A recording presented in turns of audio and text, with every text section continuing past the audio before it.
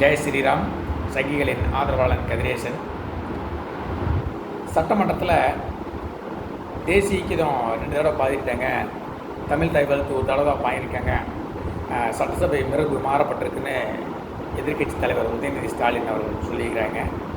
இல்லை, நான் கேட்குறேன், உங்கள் கட்சியில் எல்லாமே மரபு மீறாமல் தான் நடந்ததா? உங்களோட ஆட்சியில் கொள்ளை கற்பழிப்பு வழிப்பறி எத்தனையோ நடந்தது. அதெல்லாம் மரபு மீறாமல் நடந்து செய்யலாம், மரபுக்கு உட்பட்டு நடந்து செய்யலாம். உங்கள் ஆட்சியில் எத்தனை அக்கிரமம் அராஜகம் நடந்தது, அதெல்லாம் பிரச்சனை இல்லை. சட்டப்பையில் மட்டும் மரபு மாறாமல் இருக்கணும். ஆனால் நாட்டுக்குள்ளே எவன் நாசம் பண்ணாலும் உங்களுக்கு பிரச்சனை இல்லை. அப்படி என்ன மரபு மீறிட்டாங்க சொல்லுங்கள். உங்கள் கூட்டணி கட்சியில் இருக்கிற ஒரு முஸ்லீம், கூட்டணி சேர்ந்த ஒரு முஸ்லீம் சொன்னார், வந்தே மாதரம் பாடல் இஸ்லாத்துக்கு எதிரானது, நாங்கள் வந்தே மாதரம் பாட மாட்டோம் அப்படின்னு சொன்னார். சரி, இன்றைக்கி தமிழகத்தில் எல்லா மொழி பேசணுக்கா. மலையாளம் பேசுகிறேன், தெலுங்கு பேசுகிறேன், கன்னடம் பேசுகிறேன், உருது பேசுகிறேன், ஹிந்தி பேசுகிறேன், எல்லாமே இருக்குது. இப்போ அவனுக்கெல்லாம் தமிழ் தாய் வாழ்த்து பாடினா எங்கள் மொழிக்கு எதிரானது அப்படின்னு சொல்லி பாடாமல் என்ன பண்ணுவீங்க? இப்படியே ஒவ்வொருத்தரும் தேசிய கீதம் பாடுறதுக்கு ஒரு காரணம் சொல்லுவான், அது வந்தே மாதரம் பாடுறதுக்கு ஒரு காரணம் சொல்லுவான், தமிழ் தாய் வாழ்றதுக்கு பாடுறதுக்கு ஒரு காரணம் சொல்லுவான். இப்படி ஒவ்வொருக்கு மதிக்காமல் இருந்தாங்கன்னா சட்டமன்றம் இருக்குது, பாராளுமன்றம் இருக்குது, சட்டசபை இருக்குது. எதுக்கு நீங்கள் சட்டம் போடுறீங்க? இந்தியாவில் பிறந்தவன் எல்லாவனுமே, எந்த மதத்துக்காரனாக இருந்தாலும் எந்த ஜாதிக்காரனாக இருந்தாலும் சரி, தேசிய கீதமும் வந்தே மாதரம் கண்டிப்பாக பாடியே ஆகணும். இது சட்டத்திட்டங்களுக்கு உட்பட்டது. சட்டத்தை மதிக்காதவன் அப்படி அவனுக்கு சட்டத்தை எங்கே சார்ந்து அவங்க போய்க்கலாம். அதே மாதிரி தமிழ்நாட்டில் பிறந்தவன் எந்த மொழி சேர்ந்தவன் எந்தனாலும் தமிழ் தாய் வாழ்த்து பாடியே ஆகணும். அதாவது அரசு அலுவலகங்கள், பள்ளிக்கூடங்கள், சட்டசபை, இதில் தமிழ் தாய் வாழ்த்து கண்டிப்பாக பாடியே ஆகணும். இதில் யாருக்கும் எந்த மாற்று கருத்தும் இல்லை. ஆனால் இந்த திமுக காரணங்க இந்த மொழி அரசியலும் மத அரசியலும் கைவிடவே மாட்டேங்கிறாங்க. இந்த மொழி அரசியலையும் மத அரசியலையும் பண்ணியே தான் இவனுங்க கொஞ்சம் கொஞ்சமாக தெரிஞ்சு இப்போ எதிர்கட்சி வரிசையில் உட்காந்துருக்கானுங்க.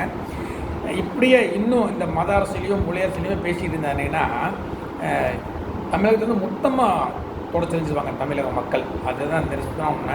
இல்லை, நீங்கள் பேசுனா நடுநிலையாக பேசணும். வந்தே மாதரம் பாடலாம் உங்கள் கட்சியில் இருக்கிற முஸ்லீம் தான் சொன்னாங்க, இஸ்லாத்துக்கு தான் பாட மாட்டோம்னு சொன்னாங்க. அப்போ அது மட்டும் அப்போ நீங்கள் வாய் திறக்கலை, அப்போ திறந்துருக்கணும்ல, பேசியிருக்கணும்ல. நீங்கள் தமிழ்நாட்டுக்கு மொத்தமாக பேசியிருக்கணும்ல. இது அதாவது இந்திய அரசியலமைப்பு சட்டம், நீங்கள் இப்படி சொல்கிறது இந்திய இறையாண்மைக்கு எதிரானது அப்படின்னு கண்ணை தெரிஞ்சுக்கலாம். அன்றைக்கி நீ வாயை திறக்கலையில்லை. இன்றைக்கி தமிழ் தாய் வாழ்த்து பாடினாங்கல்ல, சரி, தேசிய கீதம் 2 டைம் பாடுனதுனால ஏதாவது இந்திய பொருளாதாரம் ஏதாவது சரிஞ்சு போச்சா? இல்லை தமிழக மக்களுடைய வாழ்வாரம் ஏதாவது பாதிச்சா? இல்லை. தமிழ் தாய் வார்த்தை வேணால் நீங்கள் சொல்கிற மாதிரி 2 தடவை, தேசிய கீதம் 2 தடவை பாட சொன்ன மாதிரி தமிழ் தாய் வார்த்தை 2 தடவை பாட சொல்லிடுவோம். தமிழ் தாய் வார்த்தை முன்னே நீங்கள் வாங்கினே 5 லட்சம் கோடி இந்த 5 வருஷத்தில் அந்த கடனை கட்டி முடிச்சிட முடியுமா? தமிழகத்தில் எத்தனையோ பிரச்சனை இருக்குது, அந்த பொதுமக்கள் பிரச்சனை எத்தனையோ பிரச்சனை இருக்குது. அதே பேசலாம்ல, அது நீங்கள் பேசவும் முடியாது. ஏன்னா நீங்கள் போய் தமிழ் பொதுமக்களோட பிரச்சனையை நீங்கள் போய் சட்டசபையில் பேசுனீங்கன்னா இன்றைக்கி இருக்கிற ஆளுங்கட்சிக்கு இருக்கப்பா 5 வருஷம் நீ தான் என்ன முழுங்கிட்டான்னு கேட்பா. அதுக்கு நீங்கள் என்ன பதில் சொல்ல முடியும்? ஒன்றும் பதில் சொல்ல முடியாது. அதனால் நீங்கள் என்ன பண்ணுறீங்கம்மா, அங்கே போய் மக்கள் பிரச்சனை பேச முடியாது. அதுக்காக நீங்கள் ஏதோ ஒன்று பண்ணி ஆகணும் போட்டு ஒரு மொழி அரசியலும் மத அரசியலும் நீங்கள் தொடர்ந்து பண்ணிகிட்ருக்கீங்க.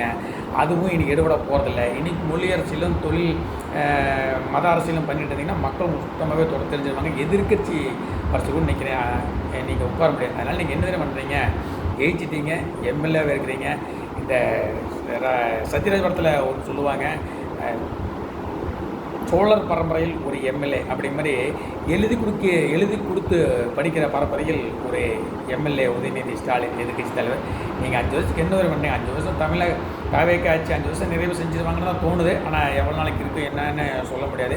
அது இருக்க வரைக்கும் 5 வருஷத்துக்கு இருந்தாலும் அந்த 5 வருஷம் வரைக்கும் நீங்கள் சிவனேட் சட்டமன்றத்துக்கு போகிறீங்க, உட்காடுறீங்க, எல்லோரும் பேசுகிறாங்க, வாயை பார்த்து சிவனேட் பெஞ்சி தேசிட்டு சொல்லுங்க. அதுதான் உங்களுக்கு நல்லது. மொழி அரசியல் பண்ணிங்கன்னா இப்போ கிடைக்கிற ஓட்டு செய்வங்களும் கிடைக்காம ஒட்டு மொத்தமாக திமுக காலியாயிடும். ஜெயஹிந்த், வணக்கம்.